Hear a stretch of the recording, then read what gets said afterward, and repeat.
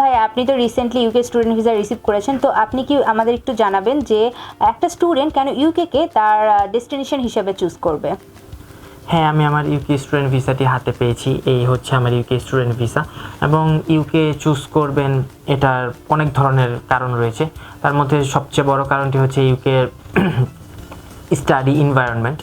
তো ওইখানের মধ্যে আপনি যত আপডেটেড লার্নিং রিসোর্সেস আছে ওইগুলো সব কিছু পাবেন। তার মধ্যে হচ্ছে ইউকের মধ্যে কিন্তু সারা পৃথিবী থেকে সকল ধরনের স্টুডেন্টরাই ওখানে পড়তে চায়।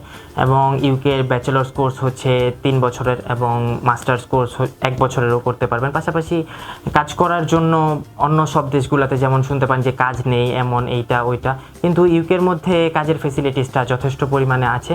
তো ইউকে আপনি চুজ করতে পারেন আপনার স্টাডি ডেস্টিনেশন হিসাবে।